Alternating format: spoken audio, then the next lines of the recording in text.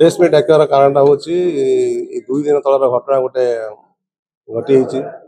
ପଞ୍ଚାୟତ ଆମର ବ୍ଲକରେ ଯେଉଁ ସଭାପତି ଅଛନ୍ତି ଅଭିମନ୍ୟୁ ଧିନ୍ଦା, ସିଏ କ'ଣ କଲେ ଯେ ଆମ ପଞ୍ଚାୟତ ପାଇଁ ବ୍ଲକ ପାଇଁ ସେ ଭଲ କାମ କରନ୍ତି।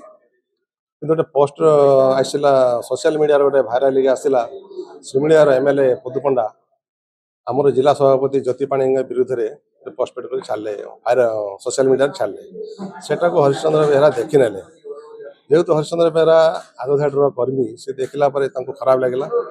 ସେ ପୋଷ୍ଟ ସେ କ'ଣ କଲେ, ତାଙ୍କର ବିଜେଡ଼ିର ଗୋଟେ ଗ୍ରୁପ୍ ଅଛି, ସେ ଗ୍ରୁପ୍ର ପର୍ସନାଲ ଗ୍ରୁପ୍ ସେଟା ଅଛି, ସେଟାକୁ ସେ ପଠେଇଲେ, ହ୍ୱାଟ୍ସଆପ୍ରେ ପଠେଇଲେ।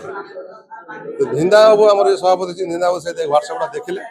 ଦେଖିଲା ପରେ ସେ କ'ଣ ବୁଝିଲେ କିଛି ଜାଣି ହେଲାନି। ତାଙ୍କର କ'ଣ ଆକ୍ରୋଶମୂଳକ କ'ଣ ଅଛି ବା ରାଗ କ'ଣ ଅଛି ବା କ'ଣ କିଛି ଅଛି, ସିଏ କ'ଣ କଲେ ସାଙ୍ଗେ ସାଙ୍ଗେ ସେ ହରିଶ୍ଚନ୍ଦ୍ର ବେହେରା ଜେନାକୁ ଫୋନ୍ କରି ପଚାରିଲେ।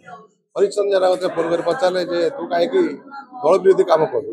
ନା ତ ଦଳ ବିରୋଧୀ କାମ କିଛି କରିବୁ।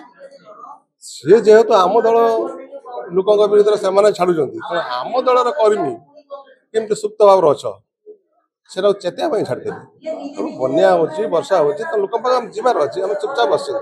ଏଟାକୁ ଚେତେଇବା ପାଇଁ ଛାଡ଼ିଥିଲି, କିନ୍ତୁ ମୁଁ ଦଳ ବିରୋଧୀ କାମ ଛାଡ଼ିନି। ତାପରେ ସେ ତାକୁ କ'ଣ ବୁଝିଲେ, ସାଙ୍ଗେ ସାଙ୍ଗେ ଡିସିସନ୍ ନେଇନେଲେ ତାଙ୍କୁ ଦଳରୁ ବହିଷ୍କାର କରିବା ପାଇଁ, ବହିଷ୍କାର ବି କରିଦେଲେ।